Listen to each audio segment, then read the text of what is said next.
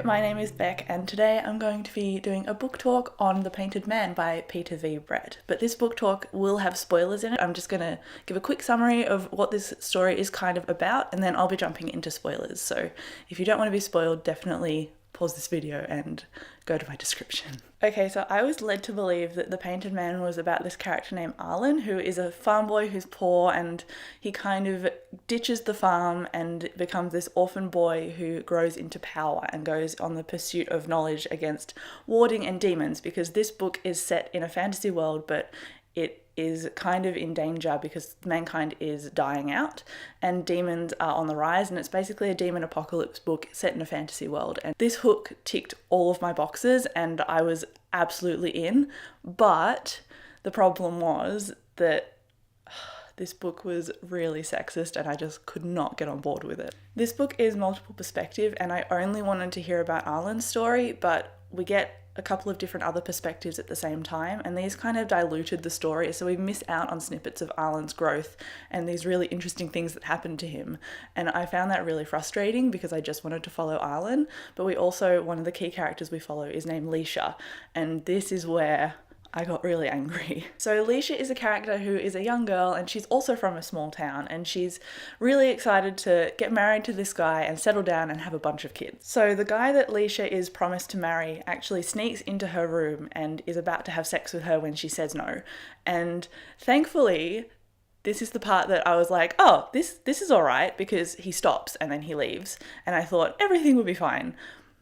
I was wrong. So this character that she's promised to and that has been loyal so far decides to spread the rumour that he actually did bed her, and thus ruins her reputation in the village, destroys her, I guess, standing in the rest of the village. Everyone thinks she's a whore. Bear in mind that she's only 13, and it's just the only character that sticks up for her is the old town healer, who's an old woman who's more than 100 years old, which doesn't really get explained, and that was one of the more interesting points of the story. If the rumours that were spread were subverted and actually people stuck to Leisha's side and didn't believe them from day dot, then I wouldn't really have a problem because it would be subverted, but the characters don't even question Leisha despite her being traumatised and horrified, and I think that's just a hallmark of lazy, bad writing, that you need to, I guess, string up this character for some sexual deviancy that she's not even done when she's just a 13-year-old girl. Flash forward, instead of Leisha marrying this tool of a guy, she has actually done an apprenticeship and learned healing with the town healer who stood up for her. After she spent a while apprenticing with this old woman, she decides to go out on the road and spread her knowledge and her skills elsewhere. And to get somewhere else in this world, you need to have a warding circle, because if you don't, then demons can come and kill you and eat you during the night time. They don't come out during the day, they just come out during the night. And there are these people in this story that are called messengers, and they go between towns and they basically travel on the road and survive the demons in their warding circle, and it's their job to deliver messages basically. So one of these guys comes to the small town that Leisha is in to deliver a message to the old healer, and from there Leisha decides, without really knowing him, to go and travel to a town that's 5 days away. And because Leisha is so beautiful and apparently can't be written as an independent main character, this guy tries to rape her every single night that they're on the road. The only reason that he doesn't is that Leisha concocts this herb that she puts in his food, and he can't get hard because of this herb. And then at the end of the travelling of the 5 days of him trying to rape her every night, he threatens to kill her because she witnessed him not being able to get hard. And her response to that is to suppress a smile and see him on his way. And just when you thought it couldn't get worse, later on in the story, Leisha is 27 years old and she's on the road again with this guy that's like a jongler who is basically kind of like a traveling fool, and he does tricks and plays music, and he's got a warding circle, so naturally she's like, oh, another random guy that I just met, let's go on the road with him and travel in his warding circle. He turns out to be completely fine, but they get attacked on the road by 3 men who brutally rape Leisha, who is a virgin, because apparently in this story we can't have beautiful virginal women because they don't get any agency. And then after this horrible incident, Leisha is trying to clean herself in a nearby stream, and Raja, the jongler that I mentioned before, he goes up to her and he shakes her and he's like, "We don't have time for this." Never mind that she's traumatized, the demons are coming out at nighttime and the sun's setting, and boom, there's Arlen, and suddenly he decides to save them both. Couldn't have stepped in earlier. It's like in this story that women can't exist unless they're being sexually objectified or they're perceived as a mothering role. For example, as well as detailing Leisha's horrible story, Leisha's mother in the village actually enjoyed having sex and she was just scandalized and she just wasn't taken seriously, and she was written as this hysterical woman because she was obviously enjoying her body, and that's just so wrong on so many levels. Leisha's mum is also a terrible person, and that was probably not the greatest example of a woman wanting to use her body the way she wants to use it because she's a horrible character anyway, but that's not really the point.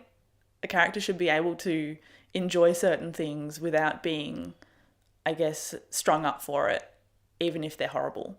It seems like Peter V. Brett has tried to get humanity to go right back to its basics, and so the men in this story are really strong, like hunter-gatherer types, and the women, obviously, as I've mentioned, are mothers or sexual objects, basically. They're only good for caregiving and for sex. I think this could have been communicated in a way that wasn't so overt, and unfortunately, you can give your characters agency, whether they're male or female or non-binary or whatever, without dragging them through the mud and putting them through such trauma that's so unnecessary. You don't have to have a main character whose background is being raped for her to be edgy and emotional and traumatized. Like, they're in an apocalypse.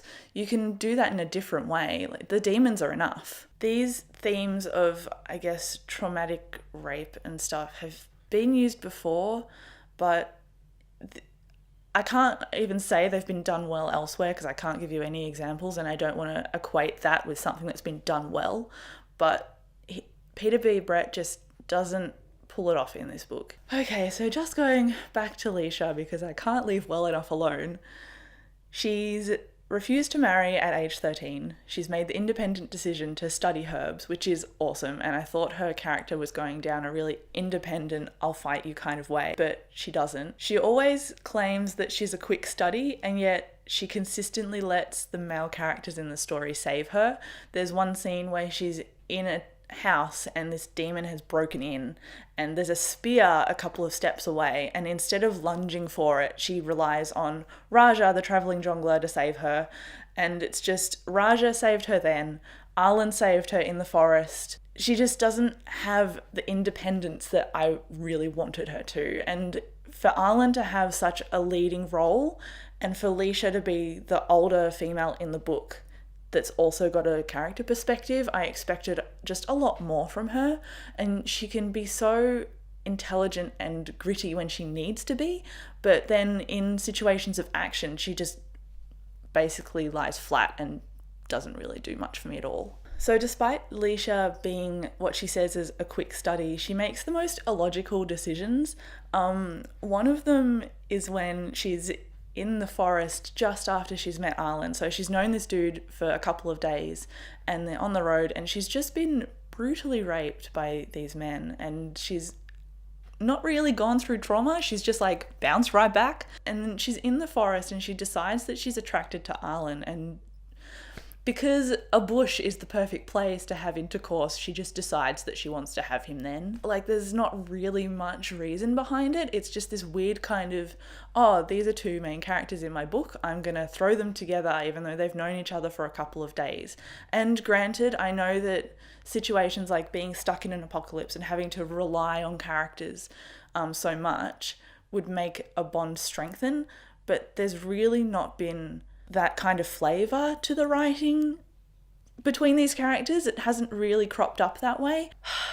I rambled a lot about Leisha, so if you're still with me, congratulations, but I wanted to also mention Arlen. He unfortunately was tainted also by Peter V. Brett's writing. There's a scene where he's by himself in this desert town. There's a princess in this town, and everyone bows to her when she walks past, as is kind of customary with royalty. And Arlen, the first things that come out of his mouth was, "Why would a man bow to a woman?" And I was like, oh, buddy, you're doing so well. Arlen as a character is not a bad person, and he has grown up in this sexist world. And I mean, it's a fictional world. You don't have to tone up the sexism so much. And I do get what Peter V. Brett was kind of going for, but you can kind of set it up roughly and leave things to people's imaginations, because readers are smart and they will pick stuff up that you don't expressly state.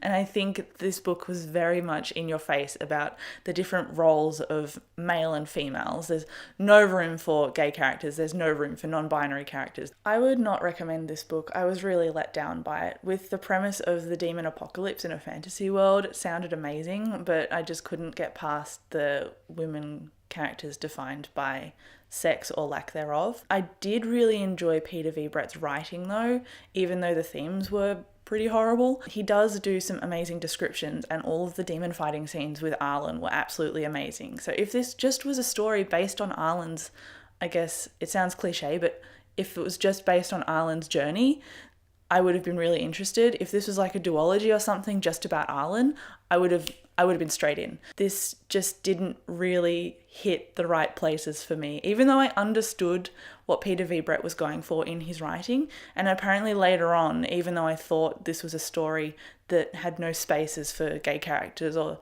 non-binary characters, apparently later on there's a character that's trans, and there's also a town in here that sees gay people as normal, which, yeah, that's great, but also I would have liked that throughout the book. But even though the writing is descriptive and atmospheric and the fight scenes are very vivid, I just couldn't get past the unnecessary rape of Leisha's character, and also the weird insta-love that goes through Arlen and Leisha. It wasn't rooted in reality enough for me. I didn't buy it, really. They'd known each other for a couple of days, and they just, I don't know, it just seemed very instantaneous. This book is supposed to be the best book of the series, but unfortunately it was just, in my opinion, an unhealthy mess. And for some reason I own the entire series. If you hadn't already guessed, The Painted Man got a 1 out of 5 stars for me. I just couldn't get past the sexism, unfortunately, and the 1 star represents my interest in Arlen and the writing and description of the demon fighting and the warding to protect against demons, which I thought that lore was incredibly cool. So just before I wrap up this video, I wanted to mention that Dave has actually read this much in the hopes that it would get better, but apparently it does not. Even though it does open up a little bit after book 1, it just didn't get much better. And he said that Arlen's story could be 1.5 books instead of this entire series. So that's how much the character perspectives get diluted, because more and more keep getting added, and it's just a party apparently. I'll link it below, but Dave has actually, after reading this entire series, he did a guest review on a friend's blog. Obviously Dave's thoughts are more in depth than mine because he actually ploughed through and read the entire series, but I'm just going to be stopping at this one. This one was more than enough for me. Thank you so much for watching my book talk on The Painted Man. I don't usually go out and actively trash books that I've read because I appreciate the amount of work that actually goes into them. Not just writing them, but producing them in a publishing house, and I know how much work has gone into this, but I just not heard about anything regarding the sexism that was in this book, and I wanted to make a video and let you guys know. If you went into this with high expectations like me and they were destroyed by reading this, then I wanted to let you know so that you didn't have high expectations like I did when picking this book up. I honestly feel a little bit better now that I've vented about this book, so if you've also read it, please let me know in the comments, and also give me a recommendation for a good fantasy book that you've read, either overall or recently. I'd love to hear from you. If you want a good fantasy recommendation, I'd suggest Nevernight by J. Kristoff. That has awesome sex positivity in it. And I'd also recommend Traitor's Blade and Spellslinger. Both of them are different series by Sebastian de Castell. Thank you so much for watching this book talk. I will catch you in my next video. Bye!